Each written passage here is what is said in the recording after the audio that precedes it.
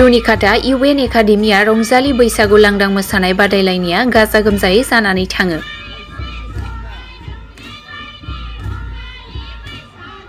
चिरां जिल्ला रुनिकाटा इउएन एकाडेमिया थाइखाजरा राइन' गेलेग्रा फोथाराव रंजालि बैसागु लांदां मोसानाय बादायलायनाय दिनै ओनसोलनिजों लोगोसे गुबुन गुबुन थावनि जिल्लाफोरनिबो बाहागो लाफैनायजों गाजा गोमजायै समायना रमायनायै बर'नि आगजु खाम सिफुंनि मिलौदो देंखोजों मोसानानै दिन्थिफुंनायजों जोबनानै थांबाय।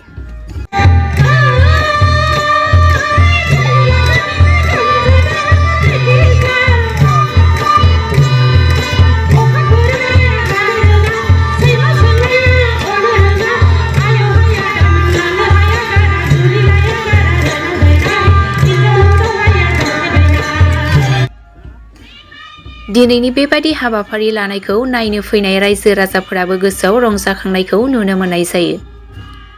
हाबाफारियाव चिरां जिल्ला बेंगिरि जतिन बरा, रुनिकाटानि थानानि बिप्लब कनवारमोनजों लोगोसे ओनसोलनि गोबां मेलेमजिबिफोराबो बाहागो लाफैयो। हाबाफारियाव चिरां जिल्ला बेंगिरि जतिन बराया बाहागो लानानै बयनिसिमबो रंजालि बैसागुनि हामलायथि बावहरो लोगोसे जोबोद गोजोननाय फोरमायो मानोना बर'नि हारिमुवा जोबोद गोजौ। ओरैहाय खुंफुं आफादनि जानानै डक्टर सांग्रां ब्रह्मआबो फोरमायोदि गासै गुबुन गुबुन थावनिनिफ्राय बादायलायफैनाया बर' हारिमुनि मोसालायनाय जोबोद समायना जादों। बेनि जाफुंनायखौ नायोब्ला उननि समाव खुंफुंनो थांखि लाबावगोन होनना फोरमायो। আজি ইউএন একাডেমি আৰু ৰাইন' ক্লাব থাইকাজৰা रुनिकाटा থাইকাজৰাত আজি ধুনীয়া এটা বৈশাগু উৎসৱ পালন কৰিছে। ইয়াত অসমৰ বিভিন্ন জেগাৰ পৰা আমাৰ বৰ নাচনি আহিছে, তেওঁলোকে প্ৰদৰ্শন কৰিছে। এটা সুন্দৰ পৰিৱেশ, ইয়াত সকলো ৰাইজে খুব সুন্দৰভাৱে এই বিহু বৈশাগু প্ৰদৰ্শন চাইছে আৰু বৰ আনন্দ উপভোগ কৰিছে।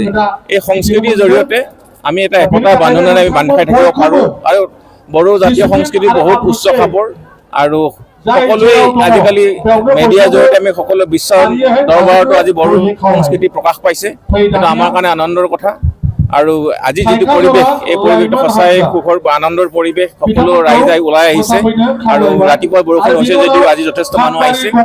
সকলো বিভিন্ন জেগাৰ পৰা আহিছে অসমৰ, তেওঁলোকে আমাৰ বৈশাগু প্ৰদৰ্শন কৰিছে, খুব ভাল লাগিছে আৰু মই খুব আনন্দিত হৈছোঁ আৰু সকলোকে মই বৈশাগুৰ ৰঙালী বৈশাগুৰ শুভেচ্ছা জ্ঞাপন কৰিছোঁ।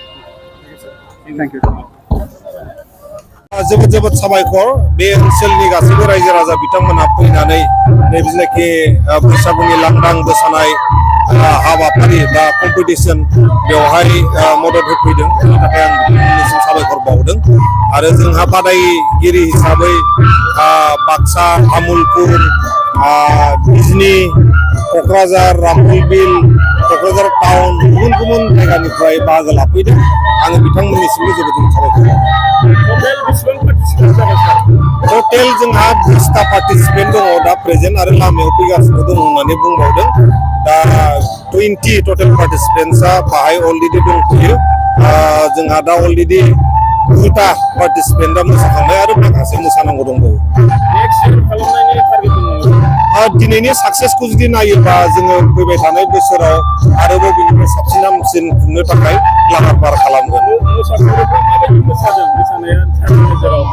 मोसानायखौथ' जोङो खोब ट्रेडिसनखौनो नुदों। बर'नि जिनाखि आसार खान्थि, दामग्रा गाननाय जोमनाय बेफोरखौ बिथांमोना बेरखांहोजोबदों आरो जेसेबां नुदों बिथांमोना खोब ट्रेडिसनखौ फल' खालामनानै बर'नि बैसागु मोसानायखौ मोसादों।